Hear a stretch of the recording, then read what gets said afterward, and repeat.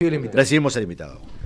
¿Cómo le va, diputado Nicolás Mesa? Gracias por acompañarnos como siempre, Nico. Siempre días. puntual entre otras cosas. Puntual entre otras cosas. 9:30 estaba acá el hombre. Sí. Qué bárbaro. Sí. Tratamos siempre de mantener la puntualidad, ¿no? Sí, y de cumplir con todos. A veces no es fácil, pero bueno. Acá estamos. Un gusto, como siempre. ¿Y esta uruguayés de dejar todo para lo último? Digo, pensando también en la recolección de firmas. Yo decía hace un rato, conversábamos del tema con Pedro. Hay una gráfica que publicó Chaschetti ayer de los últimos días, ¿no? De cómo evolucionó la campaña de recolección de firmas y el salto gráfico que hace en el último tramo realmente fue impresionante. La verdad que fue impresionante. Una respuesta que un número final que yo creo que los más optimistas no lo esperaban. O sea, pero se vivió y lo veíamos nosotros acá en San José, ese aluvión que hubo en los últimos días luego de que se informara que faltaban 40.000 firmas.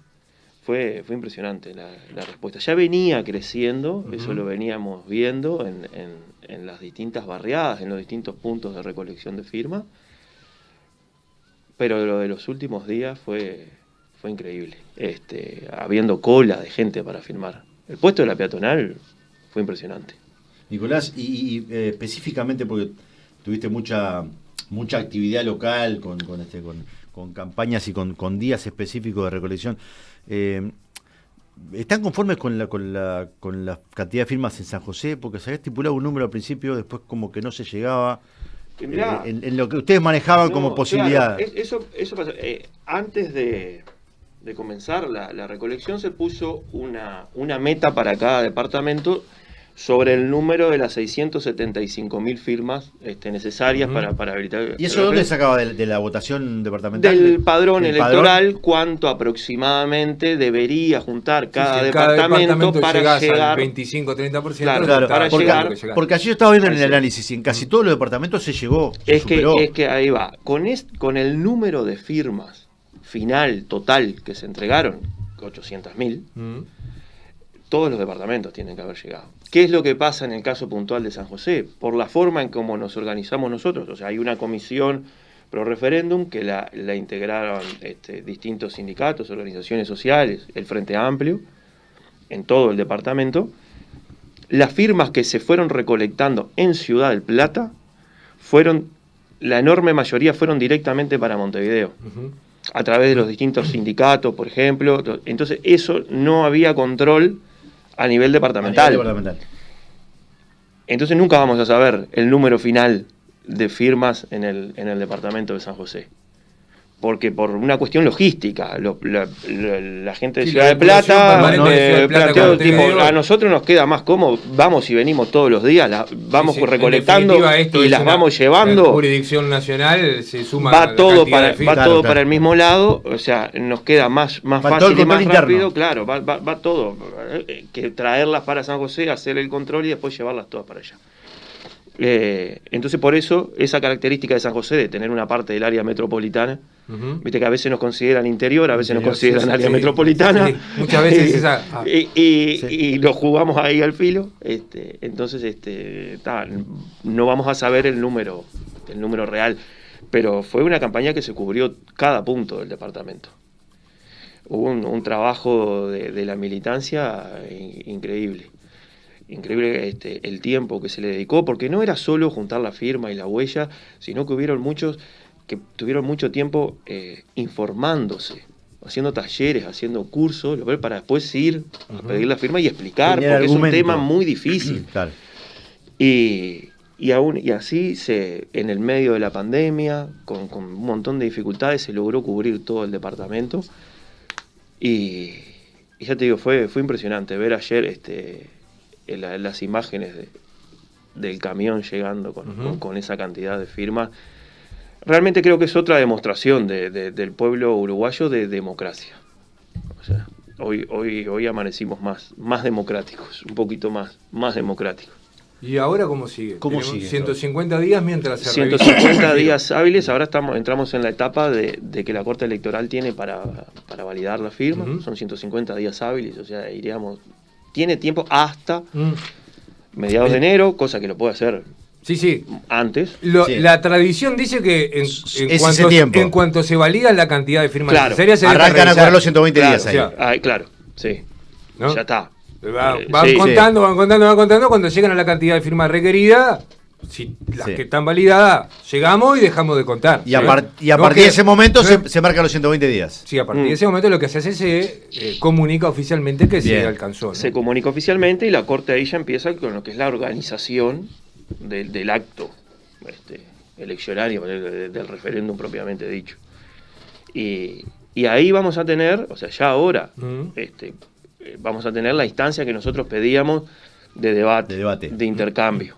De debate sano, ¿no? O sea, de debate en el sentido de informar. O sea, nosotros lo que veníamos planteando, hubo un gran silencio durante todo este tiempo por parte de los defensores de la LUC.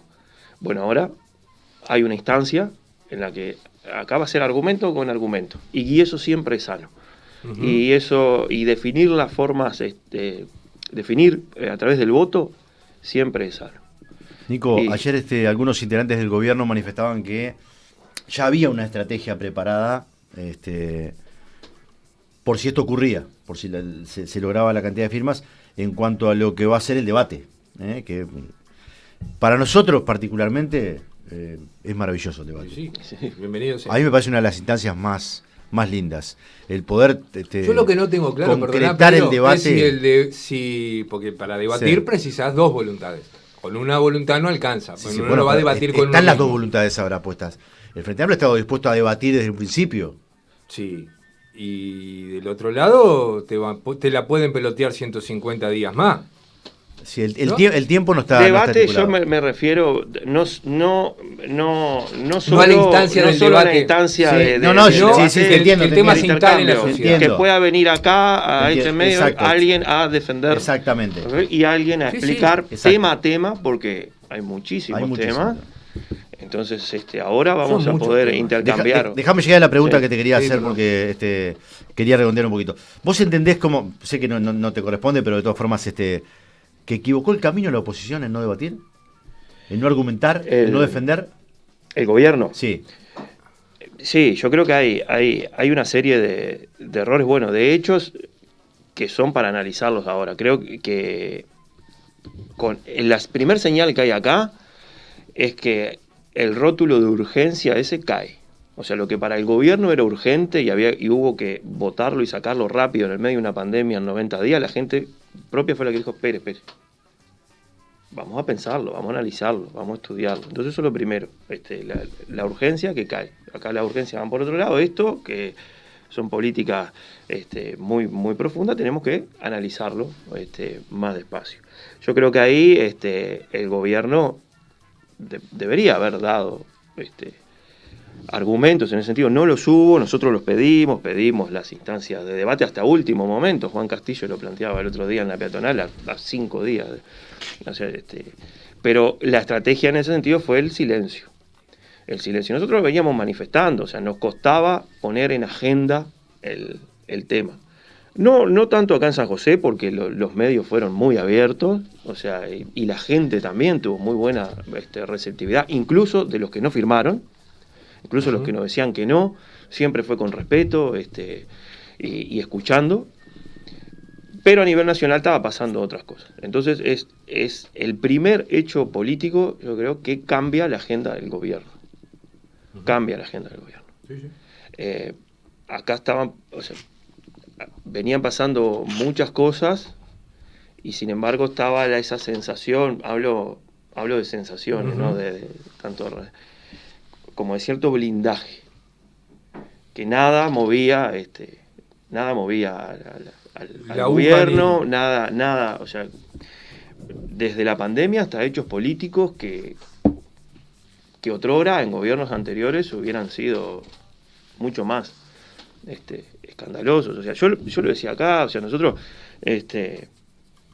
estaban muriendo 50, 60, 70 personas y eso era como que no estaba pasando nada en Uruguay.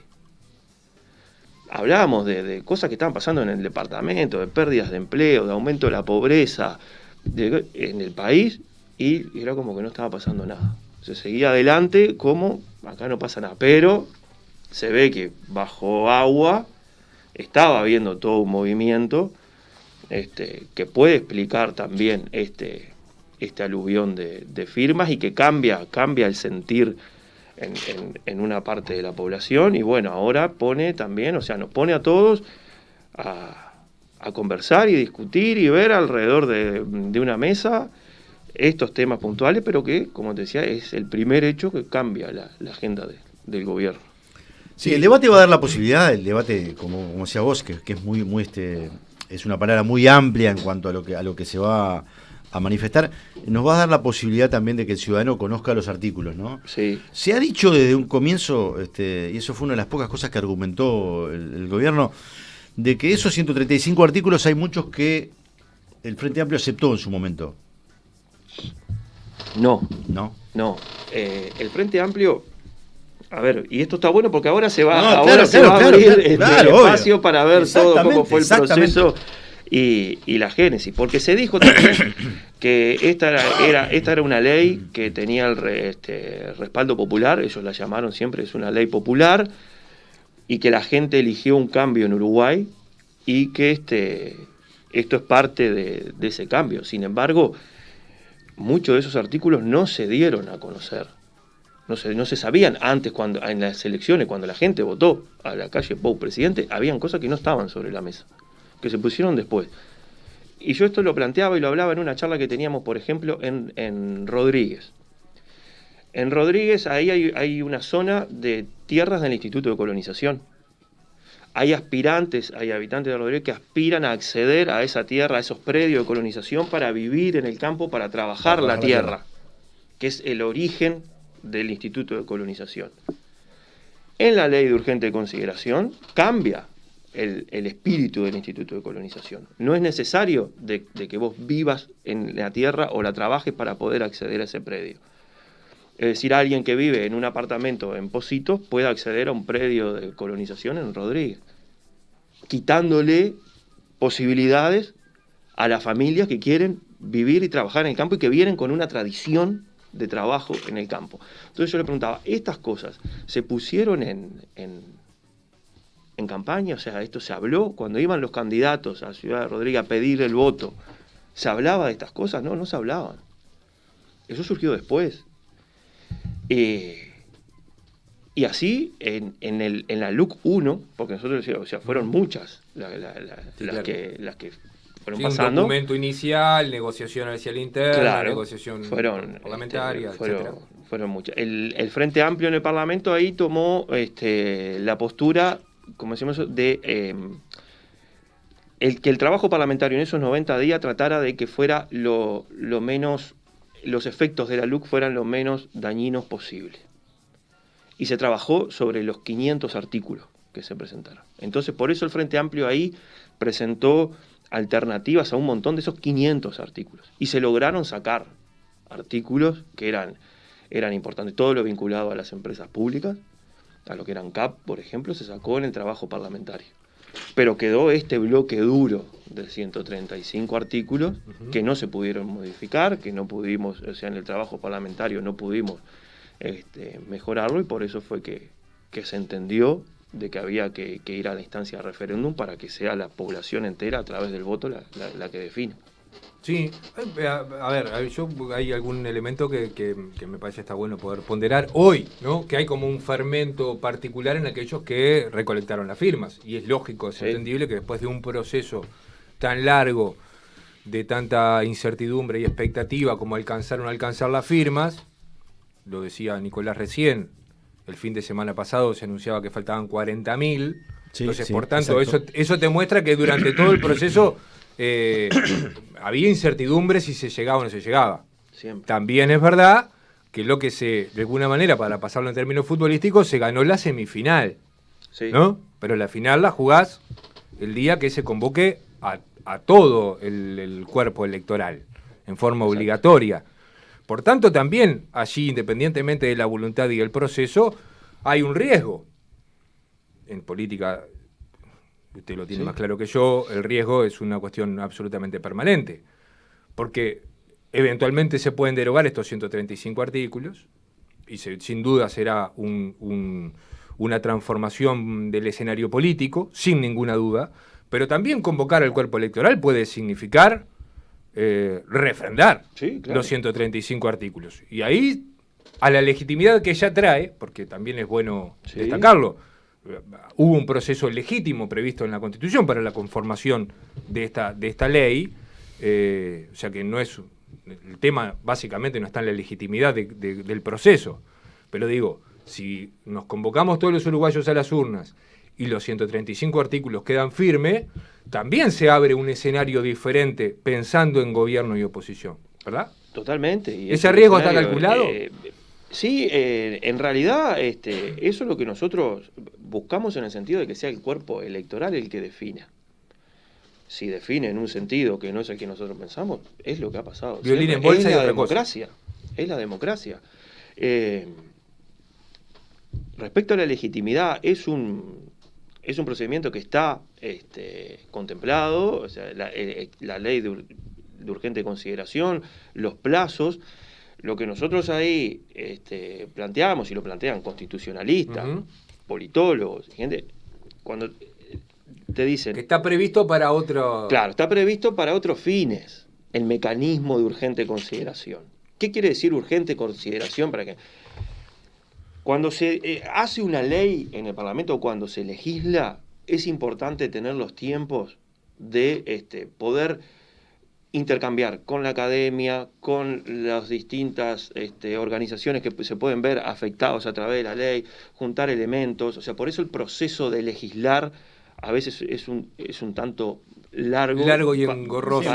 Para la urgente consideración es un proyecto que llega del Poder Ejecutivo, llega al Parlamento, y si el Parlamento no se expide en un tiempo muy acotado, que son en torno a 45 días por cada cámara, la ley queda aprobada como está. O sea, hay que expedirse, si no, queda aprobada como está. 45 días. Sí, 45 días por cámara. Por cámara. Por cámara. O sea, diputados tuvo 45 días para estudiar todo. Estudiar todo quiere decir que tuvimos que recibir delegaciones de cada uno de los ministerios a explicar, y delegaciones, o sea... De cada uno de los que eventualmente puede estar afectado o involucrado en cada uno de los artículos. Exacto, que teníamos aproximadamente 10 minutos, 15 minutos para escuchar a cada una de las delegaciones o de los que pedían ser recibidos. Y lo que marca la Constitución es que el Poder Ejecutivo puede mandar un proyecto de ley de urgente consideración a la vez. Porque si no ya sería un avasallamiento del propio sistema parlamentario. O sea, se desdibuja lo que son los poderes. ¿Qué fue lo que pasó acá? Que en una ley se metieron un montón de leyes adentro. Con el formato de una ley entraron muchísimas leyes. Creo que eran 290 leyes se modificaban. De las que ya habían. O sea, hubo una utilización de la herramienta. Claro, entonces desde el punto de vista, bueno, hay como un... Desde la formalidad puede haber estado bien, pero... Claro, o sea, formalmente, o sea, era legítimo, pero, o sea, se estaban incluyendo ahí muchísimos temas que se podían haber hecho cada uno con una ley distinta, y lo que nosotros planteamos, a ver, acá hay un gobierno legítimamente electo, con un programa de gobierno legítimo, en el formato normal y lo discutimos. Con las mayorías parlamentarias que le dio la gente, bueno, o sea, que se planteara en el formato normal. En temas de seguridad, por ejemplo, Uruguay tiene una rica tradición de que las reformas en materia de seguridad se logran con todo el sistema político. Acá eso no pasó. O sea, hay modificaciones en aspectos grandes. En la educación hay una reforma entera, entera, del sistema de los temas educativo, claro, porque es una reforma entera, donde no intervino nada menos que la comunidad educativa. Ni los docentes, ni los estudiantes. Sin embargo, se modificó toda la gobernanza de la educación, y que nosotros decimos, bueno, está capaz que hay cosas para mejorar. Bueno, pero conversemos, intercambiemos. Esto se aplicó así, en un paquete de leyes que eran Ya te digo, terminaron siendo 470, casi 500 artículos, o sea, fue enorme. Por eso, la señal que está dando hoy la gente, en el sentido de, bueno, esperemos un poquito, conversemos, y ahora intercambiemos. Y seguramente haya referéndum también, ¿no? Sí, claro. Me parece que eso ya, de alguna manera, cada uno lo podrá mirar como quiera, pero me parece que eso de alguna manera está laudado, ¿no? Referéndum va y referéndum va a haber. El referéndum va a haber. Si el número de firmas es ese, y no tengo por qué ponerlo en cuestionamiento, porque tendría que haber un descarte histórico que no va a ocurrir. Sí, pero además del descarte histórico, porque se hizo un trabajo minucioso por parte de la comisión también, pro referéndum en todos los departamentos, tratando de que cada una de las firmas y de las huellas... El chequeo previo fue engorroso, un chequeo previo extremadamente engorroso. Porque se juntaba la firma, se juntaba la huella. Acá hubo, en San José, hubieron compañeras y compañeros que estuvieron dedicados todos estos meses solo a esa tarea de mirar con lupa la huella digital. Sí, literalmente, no es No, literal, sí, con la lupa y tratar de que... Y si había dudas, se llamaba de nuevo a la persona y se decía, bueno, hay que firmar de vuelta. Vamos a buscarla. Entonces fue un trabajo hormiga. Realmente de un grupo de la militancia impresionante. Impresionante. Nico, nos queda poco tiempo, pero independientemente de que lo trascendente políticamente es esto, hay otros temas para poder conversar y que has planteado además en los últimos días y que te ha tenido también en actividad importante, trascendente. Y lo hablábamos los otros días en el otro kiosco. Si tenés que elegir uno de los temas que has tenido que abordar en la última semana, ¿cuál te parece el más trascendente? Porque has estado pesadas, ¿no? Sí, nosotros hemos tenido mucho trabajo parlamentario y en el departamento. En el departamento, siguiendo con mucha preocupación un proceso que se viene acelerando, que es la pérdida de fuentes de trabajo. En eso lo venimos siguiendo. Ayer me estaban comentando de otra empresa en el departamento que está mandando personal a seguro de paro. Lo vamos a estar viendo en el correr de la semana, porque son golpes duros para la gente de San José, el aumento de la pobreza. A nivel parlamentario estamos con dos temas en dos comisiones que son grandes. En la Comisión de Seguridad convocamos al ministro de Turismo, Germán Cardoso, por las escuchas, o sea, por los vínculos que tiene un ministro de Estado con un jerarca policial que termina formalizado por presuntos 5 delitos. Y ahí Fiscalía da a conocer públicamente el vínculo y el relacionamiento de un ministro de Estado con ese jerarca que lo llamaba para pedirle favores. Por eso digo, esto en otro momento era un hecho de primera plana, de tapa de todos los días. Sí. Y acá como que no pasa nada. Bueno, eso lo estamos trabajando, lo convocamos a la Comisión de Seguridad. En la Comisión de Constitución y Códigos tuvimos otro tema también grande, pesado, y que lo estamos trabajando, que es el diputado salteño Omar Esteves, el de los audios que con trabajadores de la empresa citrícola, o sea, digo para que recuerde, para ponerlo en lo tenemos en contexto. Que para nosotros el diputado Omar Esteves no cumple lo que es el artículo 115 de la Constitución, que habla de la dignidad para ocupar el cargo de representante.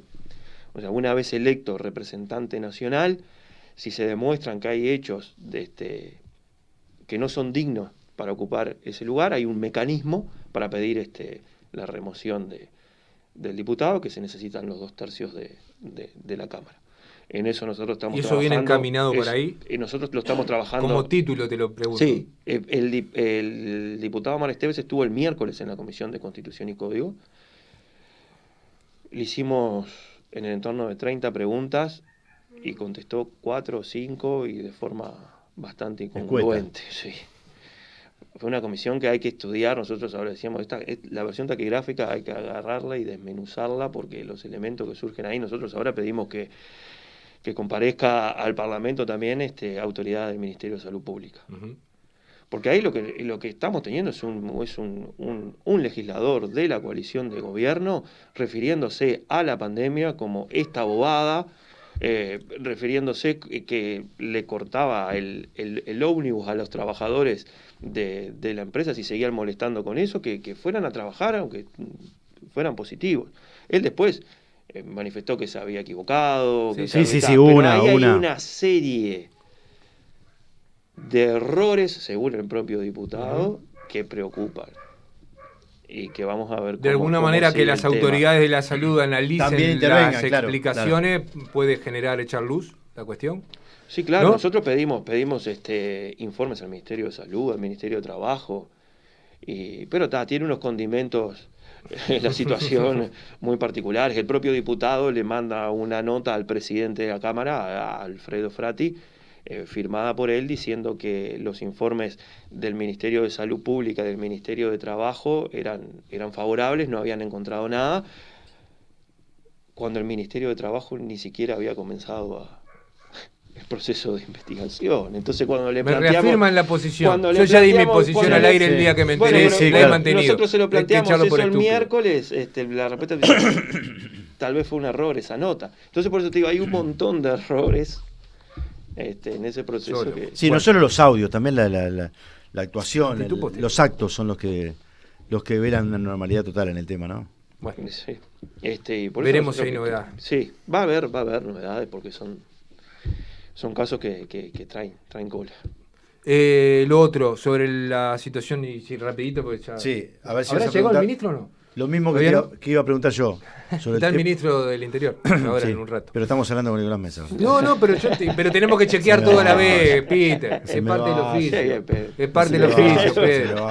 No, de la situación del emprendimiento de cannabis, ¿hay algún avance o estamos en una situación peor? Lamentablemente la situación está estancada. Hoy los trabajadores ya están en seguro paro. Yo tuve comunicación directa con la gente del IRCA, o sea, en muy buenos términos, o sea, tuvimos un intercambio, pero no son ellos los que definen, o sea, esto ya es un tema del gobierno. Y es otro tema que yo digo, o sea, se están yendo del país empresas reconocidas a nivel internacional y llama la atención el silencio. O sea, llama la atención el silencio. Y que repercute de forma directa, vuelvo a insistir, porque esto hay que bajarlo a tierra, repercute de forma directa sobre familias enteras del departamento de San José. Sí, la pérdida de fuente de trabajo es alarmante. Nico, te voy a hacer una pregunta que tiene que ver con la semana pasada se trató en la Junta Departamental también. Sé que es un tema que lo trataste desde un principio y que al que le ha dedicado mucho tiempo, muchas horas, mucho análisis, ese tema de los profesores de secundaria, que sigue siendo tema puntual, más allá del tema de la LUC, de todo lo que hemos hablado, sigue siendo tema central en todo lo que uno habla, porque fue un tema de sensibilidad. Sí. No creo haber escuchado a nadie que haya dicho en forma personal sobre ese núcleo de profesores muy queridos, No estoy analizando el hecho, no me voy al hecho, me voy a la consecuencia esta de la penalización, de todo lo que han pasado. Y el otro día me encontré con alguien justamente en la peatonal, con uno de los involucrados, y me decía el desgaste psicológico. Totalmente. Ese es el tema central. No hay un acercamiento, una solución, no se prevé, no hay nada que pueda dar la luz. Lo hemos intentado por todos los canales. Los formales, los informales, las conversaciones mano a mano, los pedidos desde la Cámara de Representantes, o sea, lo hemos hecho de todos los lugares posibles y la situación es esa, real, es que hoy los profesores siguen separados del cargo. En la misma situación que al principio. Siguen separados del cargo, siguen con la retención del 50% de los saberes y los estudiantes siguen sin tener esas clases, sin tener las horas tomadas. Es una situación perder. Acá pierden todos. Los estudiantes, los docentes, la comunidad en general. Es preocupante lo de las autoridades de la educación. O sea, yo me pregunto a esta altura, ¿qué es lo que hay de fondo? ¿Acá se quiere dar un mensaje? O sea, ¿cuál es? Porque con buena voluntad esto se saldaba de se hubiera otra forma. destrabado, sí. Se destrababa de otra manera. Y mirá que hace tiempo, hace meses, o sea que venimos pidiendo desde muchísimos lugares y en muchísimos niveles, hay que destrabar esta situación, hay que dar una señal. Sin embargo, la situación permanece incambiada. Y estar en el lugar de los docentes es realmente difícil. Es realmente difícil, porque estar separados del cargo, no poder trabajar de lo que uno ama, de lo que uno quiere, eso es un dolor inexplicable. Y todavía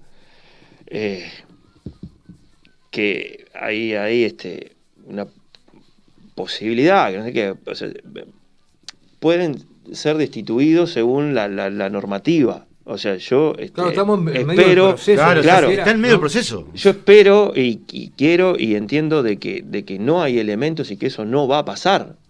Y así lo conversamos con ellos mismos. No va a pasar porque no, o sea, a nuestro entender no hay elementos para una destitución, ni siquiera hay elementos para esta medida totalmente desproporcionada. Pero sin embargo, claro, eso está ahí. Y no hay una señal en otro sentido. Sí, además hay gente que ya estaba en el último tramo de su carrera, de su tiempo. Entonces es desgastante. Y esto también va más allá de los partidos políticos, ¿no? Sí. Porque yo escuchaba el otro día al edil Gonzalo Simone planteando. Va más allá del tema. O sea, planteando ha sido un tema de altísima sensibilidad en la ciudad, porque acá nos conocemos todos, en San José nos conocemos todos. La mayoría fueron profesores nuestros o de un hijo. Lo que ronca un poco es el silencio, ¿no? Sí, es lo mismo. ¿no? Es lo mismo lo que ronca un poco es el silencio. Es lo mismo que. Contestame que no, pero contestame. Claro. ¿no? Claro. Si no, mirá, estoy ajustado al reglamento, vamos a seguir por este camino, es lo que consideramos que tenemos que hacer como autoridades de la educación, listo. Pero ni siquiera hay una respuesta, ¿no? No, es duro, hemos buscado de la forma de que se solucione lo más rápido posible, pero los que tienen la llave están en esta posición. Veremos cómo sigue. ¿No? Veremos cómo sigue. Gracias, Nico, de verdad, por la visita. Por favor, Nico, muchas siempre. Gracias a ustedes. Un gusto. Buen fin de semana. Esta mañana. Lo mismo para ustedes. ¿Tiene fin de semana? ¿Un legislador tiene fin de semana? Este fin de semana sí. Este fin de semana respira más tranquilo. Sí. Ay, llegamos. Sí, es un fin de semana de alivio. Ayer dijo, ¿no? Tiene otro fin de semana. Ay, llegamos a la fin. Claro. ¿No? Se respiró. Tenemos un temita menos. Un temita menos. Un temita más para más adelante. Pero por lo menos este fin de semana está atacando varios frentes. ¿No? Está atacando varios frentes. Tiene para. Literalmente. Sí, ¿nos vamos derecho, Mauro? No sé, el capitán de este barco hoy es usted. Porque el otro señor, yo no sé, ¿dónde está el otro señor? ¿Está bien? Está. Jugamos con la espalda entonces. Veo, sí. Vi alguna imagen. Esperamos. No, ¿nos vamos? ¿No, Peter? Como usted quiera. Nos encontramos el lunes a las 9 a.m. El lunes vamos a estar por acá de nuevo. Exactamente. 21 a.m. Buen fin de semana para todos. Buen fin de semana para todos, Hay fútbol mañana, la final de... mañana. No nada. Sí. Mañana. Mañana a las 21 horas. Exacto. Se confirmó el clásico la semana que viene, el jueves, ¿vio? Sí. Parque Central. Pitana es el árbitro. Querían ir al Parque Central, lo vamos a llevar otra vez. Por si les quedó algún lugar para conocer allí. Mire, yo le voy a hacer un gesto, mire. Nos reencontramos el lunes. Que pasen bien, buen fin de semana. Chau, que sigan bien, nos reencontramos el lunes. Chau.